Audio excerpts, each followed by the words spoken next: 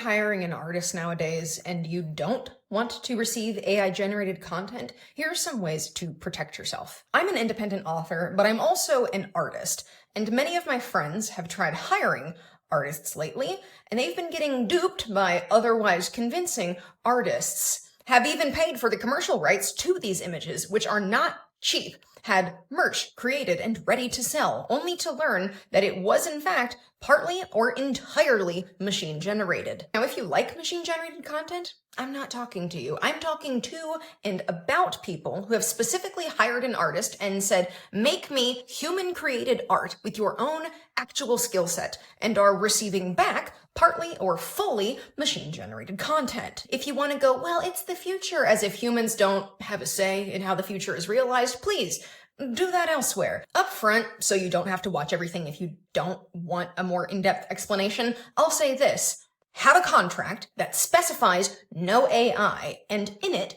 demand quality process images, or even better, videos. There are some asterisks to this, which I will get into. Should that fail, if you get genuine, solid evidence that they did use AI, which is admittedly hard to get, dispute the payment with your bank or your online payment system. Also, potentially look into getting traditional art. So there are some giveaways that something is machine-generated, but these change rapidly as the technology advances, as it's fed more people's art so that it can take their client base. A year ago, I would have recommended you look at text, at halo-y artifacts where hair glows as it intersects with things, a lack of continuity. My approach now would be different, and it's this. The way things are right now, be as involved from the beginning as you can be. Get an artist who has been recommended to you by other artists. Legitimate 100% human artists tend to hate these AI practices, as yes, it threatens their livelihood,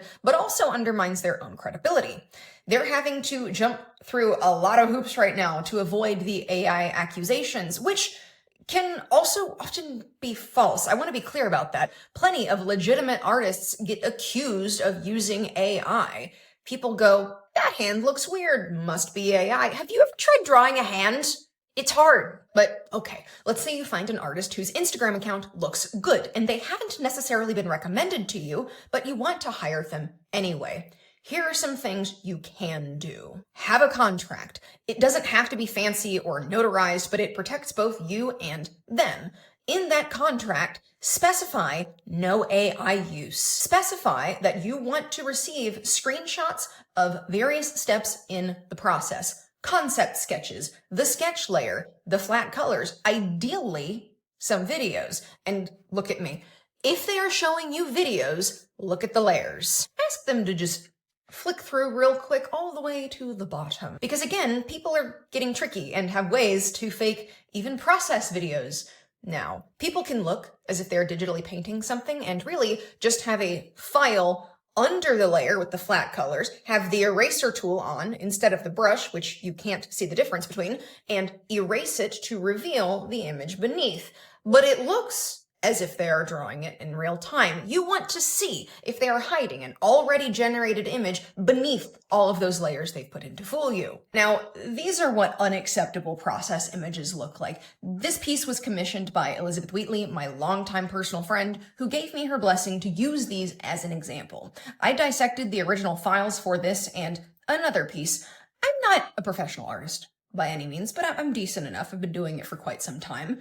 And notice here how nothing is really different. This looks exactly, and I do mean exactly, like someone took the generated image and put heavy filters on it so that it looked like a value sketch, basically grayscale, so you know where the lights and darks go before you use color. And this allegedly middle stage of painting is also just a heavily filtered, slightly blurred version of the same image. There were a lot of other artifacts in that piece that were dead giveaways, but I'm just focusing on this piece right now. Here's a portrait I did some time ago from one of my characters in my series, and here are the steps that I took to get there. I wish I'd taken a video, but I didn't. This was done like 4 years ago before this was as much of a concern. But you can see how the shading got darker and fuller in areas, how things became more finely rendered. As the client, any process images you receive must be of your actual piece. Just because you see them make legitimate art for one person does not mean they will do the same for you. There are people with actual artistic skill who use machine-generated content to enhance their process. If they didn't hide it, that would be a different conversation. But they know that it will be a deterrent to a lot of clients if they do disclose that, and so they don't. But there are those out there who, when pressed, admit that, okay, yes, they used AI, but then added some painting over it, so it's fine. You cannot take their word for it. I wish you could. Now, what if you're like my friend and specified no AI in your contract, but you have strong, compelling evidence verified by a fellow artist that they used it anyway? You can file a dispute with your bank or payment processor, such as PayPal. And if you are someone who has been tricked by these scammers, and I do call them scammers, don't feel bad, because the deception is the point. Were it not, they would be upfront about what they use in their process. I respect much more someone who says, yeah, I use AI-generated art for my book or card game or what have you, because then consumers can make the informed choice whether or not to pick that product. It's like how if I'm eating food, I should be able to know what's in it. I want to know if these chips were made with seed oil or beef tallow. But if you have told me, nope, it's 100% beef tallow, and then I figured out you lied to me, I have every right to be mad. You can't tell me, well, you couldn't tell at the time, you still enjoyed it. You deceived me. And that is the entire point. I want to trust people, but damn if they aren't making it hard. I wish I had a happier note to end on, that there was some silver bullet for determining which images you see are legitimate and which aren't, a way to make people be honest, and maybe someday there will be. Maybe artists will eventually poison the data sets these algorithms are trained on. Who knows? But you, as someone looking to spend money on an artist, will have to do due diligence, and in turn, that will make it harder for these people to be profitable. It'll create headaches for them. And then perhaps someday it'll be more trouble than it's worth. It's going to be hard on actual artists in the meantime, and I am really sad for that. Artists are already very underappreciated. I do think that traditional art is going to make a comeback for this reason, that people will begin commissioning traditional art more, having high quality scans made, and have the original piece then sent to them.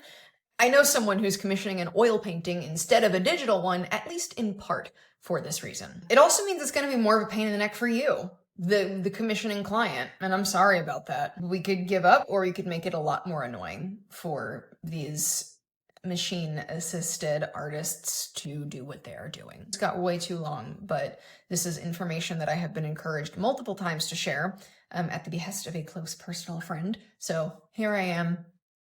I hope it helps.